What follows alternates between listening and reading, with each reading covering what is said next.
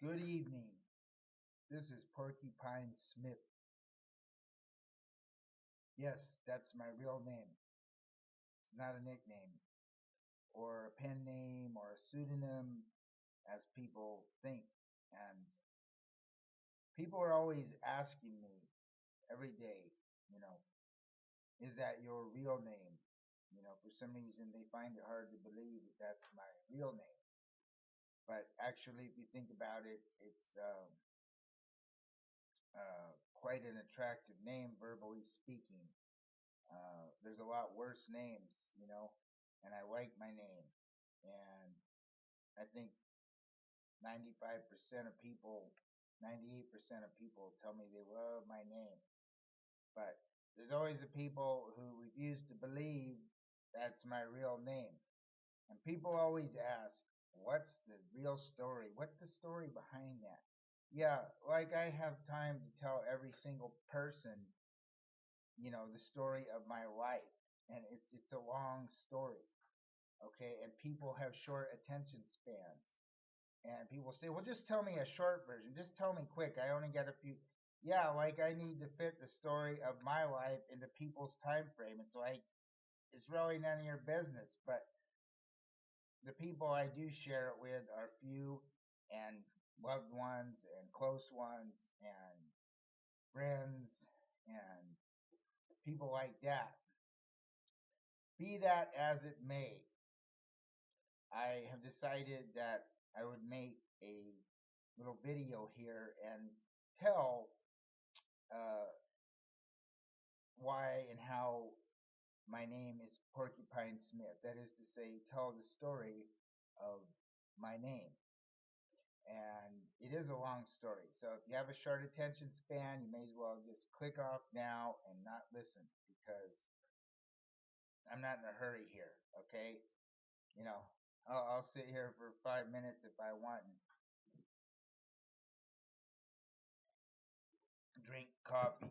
I don't know why people always think that I need to put the story of my life into some kind of limited, time slot or something. It'll take all day to tell it if I want. If you're not interested, don't listen.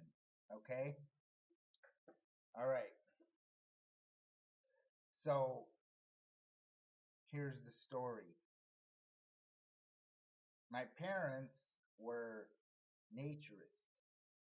They loved nature, as I do, and as most people I know do, friends and loved ones and so on.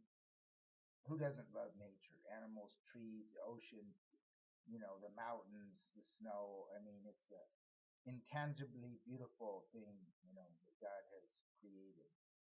And we often and sometimes don't pay it enough respect, do we?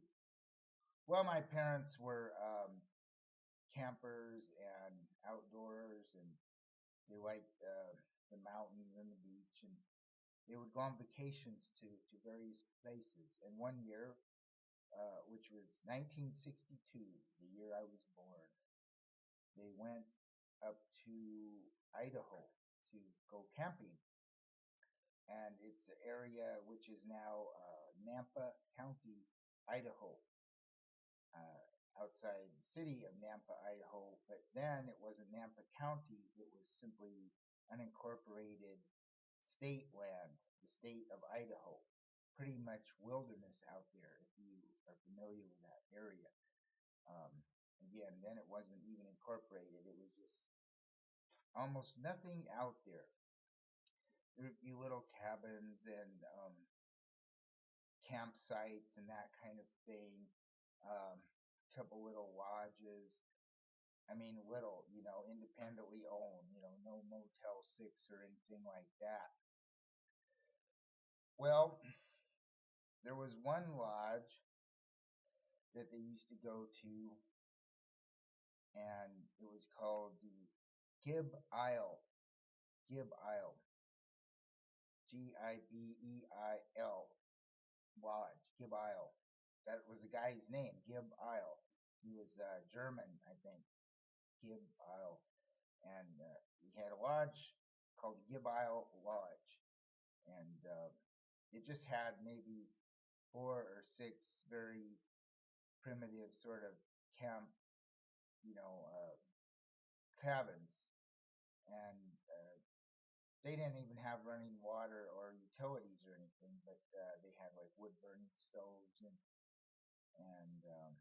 you could rent them, I guess, by the night or by the week. It's long gone; it's not there anymore. But so my parents went up to stay just for a weekend at the Gibb Isle Lodge in uh, Idaho, and so I was born in March 14th, 1962, and this was July of 1962. It was the summer because Idaho gets cold, and but it was campable then, and no snow or anything like that. It was a few months after I'm born,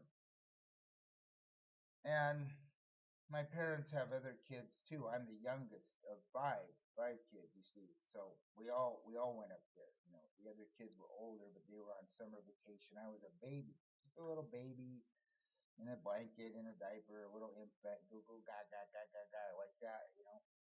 And so they were up there camping, and I was a very precocious baby and child, and at some point in the camping trip in the day, um, I sort of wandered away. I was crawling then. I wasn't walking. I was a few months old, basically 5 months old, so crawling. And they were enjoying their vacation, and they have 4 other kids, and they were doing all kinds of things and stuff and playing games and whatnot, and I crawled away. I just crawled away from the campsite. And so, of course, they discovered that I was gone, and of course, they went into, I guess, somewhat of a panic or something like that. But see, in those days, in 1962, it wasn't cell phones or anything like that. No phone in the car, and they were not at the lodge now. They were out camping in the wilderness. That was the idea, to go to the cabin to stay, but during the day and be out in the wilderness camping, just enjoying nature. And well, I wandered off, so they couldn't find me. They just couldn't. They looked and looked and looked, and they couldn't find me. Could not find me. Well, I guess I had wandered only, I mean, over a period of hours, I had wandered really only maybe a half mile away. But this is an area where there's trees, there's brush, um, you know, rocks, whatever, all kinds of things. And little baby's hard to find when you don't know which direction he went. And so they're looking and looking and looking. Well, in the meantime, uh, as I said, it was state of Idaho land, and so it wasn't, there was no rangers or anything like that. Um, there was a Idaho State Police sort of ranger, because it is the mountains, that came across me. He just discovered me out there. I don't know if he was on the duty or just camping himself or whatever, but he was a Idaho State Trooper, I guess, which is what he was. And he discovered me, little baby, no one around, out there in the woods. Well, and here's the thing: there were porcupines, a family of porcupines surrounding me, sort of. I mean, I guess, I'm too little, too young to remember this. I was told the story later on in life. But there were several porcupines. They were sort of making a gauntlet around me. And this was out of instinct. Porcupines are actually very smart animals. People don't know that. They sensed, probably realized it wasn't the same species, but they sensed I was vulnerable, innocent, a baby, helpless, defenseless, and just out of instinct, the porcupines were around me, and I was just there, in my diaper and in the woods, and there were porcupines around me. Well, this Idaho state trooper or ranger, whatever, he what he had to do was shoo the porcupines away in order to get to me because they were surrounding and protecting me from there were small predatory animals in that area. Small black bears, there were coyotes, wolves, snakes, um, badgers, raccoons. Some of those are not so predatory, but certainly the coyote, the wolf, um, little bear, you know, could easily, have eaten me or attacked me. And these porcupines were just around. So here, this man he finds the baby and he shoos the porcupines away because they are pretty timid animals. They'll defend, they'll raise their quills, but you know they're pretty timid really, and so they kind of backed off and he picked me up, and it's just at that point an unknown, unidentified baby. In fact, they call it John Doe, baby John Doe. So he was then taking me to the what would be the ranger station in Nampa, and to and he's thinking, this is got to call me something. So it's baby John Doe. And then because of the porcupines that were around me at the time, that kind of saved me, maybe saved my life, because they're, like I said, they formed a gauntlet, and there probably for sure were some animals that came by and might have hurt me or something. So he's just saying it to himself, baby John Doe, and then he thinks porcupine. Oh, porcupine Doe.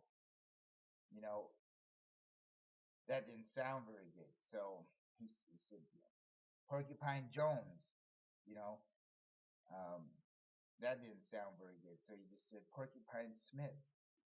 This baby Porcupine Smith. And he took me there to the ranger station, and well, it was several hours later that my parents, because again there are no cell phones or anything during that time. He had no idea. I didn't carry ID. At 5 months old, I did not carry any ID on me, and I did not have a cell phone or anything. So he didn't know who I was, and my parents were frantic looking for me, and they finally had made their way to the ranger station there and said, our baby crawled off. We don't know. We didn't know he could move that fast and stuff like that, because they're very good parents, of course. It just was one of those fluke things that happened. So finally, sometime in the evening, I get reunited with them, and the state trooper told him the story of the porcupines, and that he had assigned me the name Porcupine Smith. And they, because of their love of nature, because the porcupines did probably save me and protect me from some animal, because they were actually doing that at the time I was found. They just decided to call me Porcupine Smith. And so later on, when I got older, I changed my name to that. And people always ask, well, what was your name? And it's like, I don't talk about what my name was. But since I did make this video and people are always wanting to know what was your name, my name was Euphegenia. Okay, that was my name. My parents were, they were not hippies, by the way, not at all. Very conservative, but they were classical pianists and artists and very creative people, and they called me Euphegenia. And that means in Latin the beginnings of euphoria. And so they changed my name. I changed my name to Porcupine Smith. I mean, they called me that when I was a kid and stuff because of what happened. Everybody called me that, right? They called me that. Anybody who heard the story called me that. It just kind of slides up your tongue, Porcupine Smith. And knowing the story, it's apropos. But no, I changed my name legally later in life because I loved it so much. I could have been Euphegenia, which was fine, except Porcupine Smith just sounds better. So that's basically the story, and everybody's asking me. So I hope you're satisfied that's how it was, and that's exactly how it happened. And like I said, if you watch this whole video, you're privileged, and you know the story, and you know that I was Euphegenia, and now I'm Porcupine. So um, there you go.